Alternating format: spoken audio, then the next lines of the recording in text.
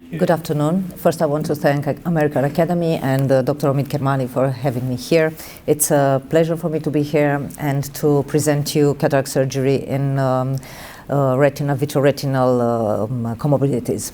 So we are talking about two kinds of comorbidities, non-surgical ones, and most of them it's age-related macular degeneration, diabetic retinopathy, and others, and the surgical ones. You will see most frequent is the retinal detachment, hemophthalmos, and the other pathology.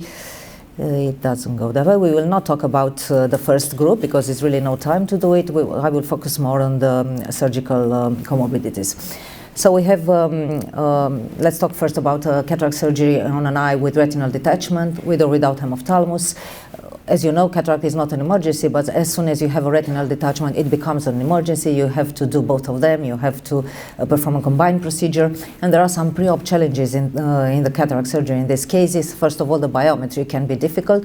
Either you don't see because of the hemophthalmos, or you really cannot measure because of the macula off so false axis you can have. But you can do some thing that you will see further on.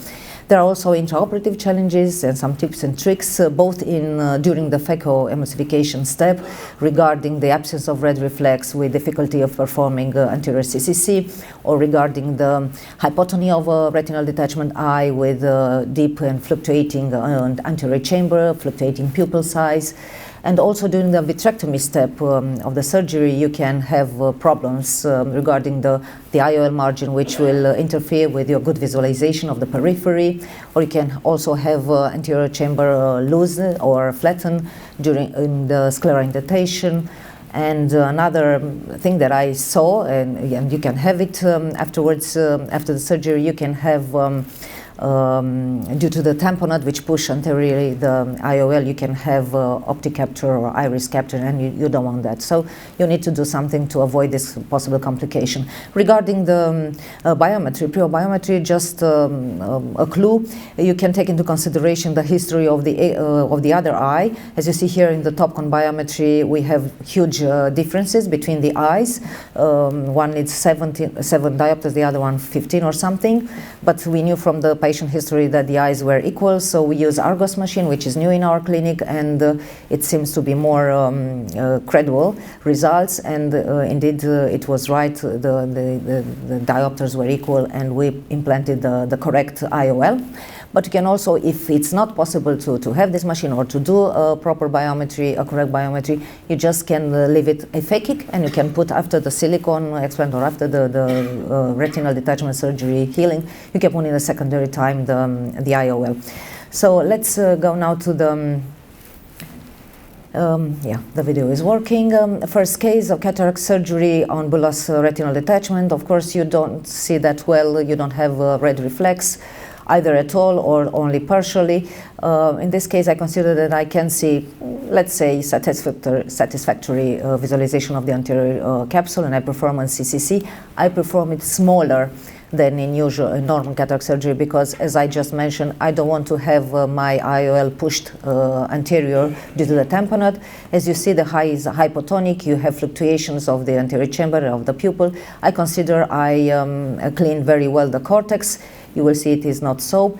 Although my incision is 2.2, I always put a suture on it because I don't want to lose the chamber during the indentation, the scleral indentation. And then I proceed in the same time with vitrectomy, regular steps, core vitrectomy, perfluorocarbon, shaving, localization of all the breaks, then laser around the breaks and all the pathological area, let's say.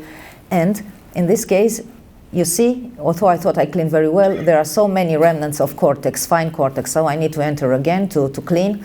This is one of the issues when you don't have good red reflex. And I implanted at this time of surgery, I implanted the IOL. And then I continue what is left from my VR surgery, the fax, fluid air exchange, and then the tamponade, which in this case was gaze, expandable gaze. This is the second case, 35 years old male with a recent trauma, wound, limbal, close to limbus, corneal with some hyphema. You cannot see anything, and on the B scan you see retinal detachment, hemophthalmos, and hyphema. I also perform a UBM because I wanted to see exactly what is happening with the lens. It looked like the posterior capsule was okay, and I proceed with a combined procedure. This is the cataract step of the surgery. In this case, I do it in a microscope because I assume it's more difficult to visualize. That's why I used blue dye, the anterior capsule, performed the capsulorhexis. I aim for a smaller than usually, let's say 4.5, 4.8, 5 millimeters, not more than that. And because it was a young patient, I preferred to avoid phacoemulsification itself, but to aspirate the cortex, and I was right. I could aspirate. It is not controllable with irrigation aspiration. And I managed to clean it. I thought it was quite well cleaned, the bag. And what you see there is fibrin behind the hyaloid and some blood behind the hyaloid. And I continue, I move from microscope to another microscope, which is 50 centimeters away, with Ingenuity machine setting on it. No, if it's possible, I would like to have the video.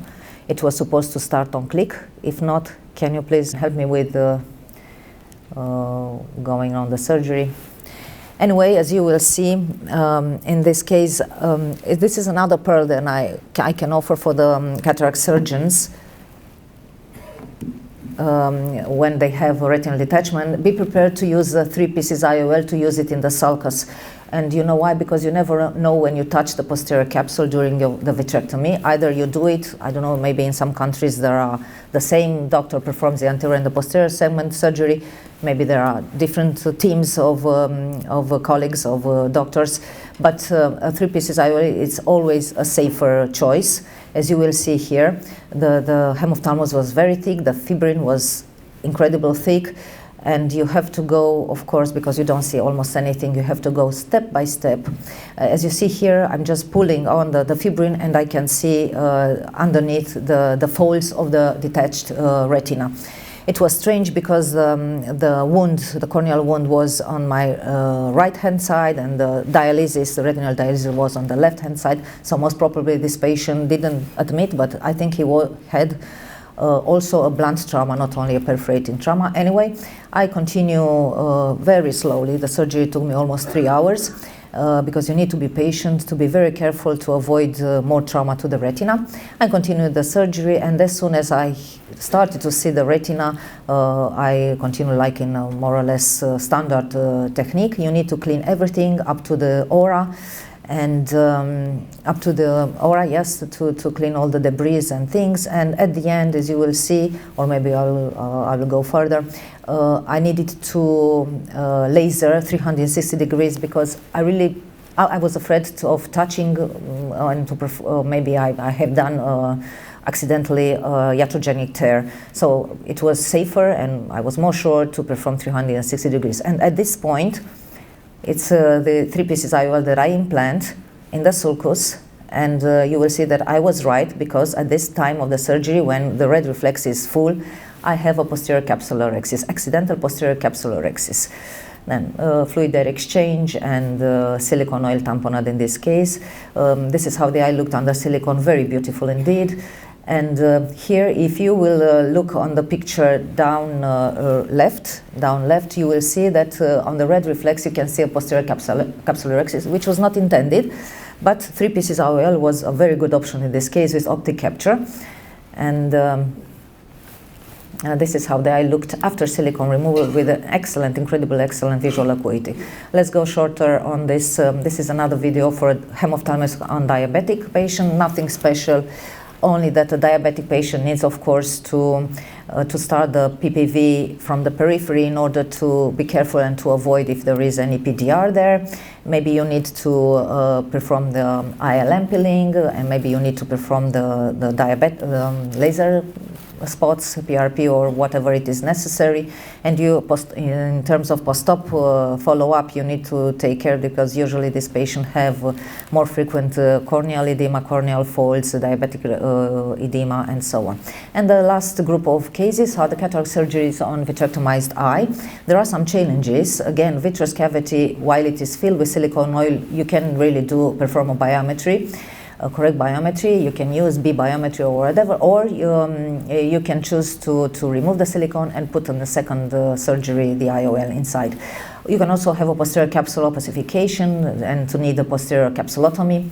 And after the silicone oil removal, if you have a cataract surgery when an eye had already removed silicone oil, you can have issues with eye is soft, the eye is full with aqueous, so you can have also some problems as you will see. And this is a very short case of a young girl who had retinal detachment and silicone oil removed in another clinic. She came to me for cataract. I noticed that plaque, opaque plaque on the posterior capsule, and of course I performed the posterior capsulorhexis, which is much easier than in usual cases because you are not afraid in this case that you will puncture the hyaloid or that you will have a vitreous prolapse. It is not the case, so it was quite easy, and I implanted an AAO IOL in this young lady. Thank you. Thank you very much.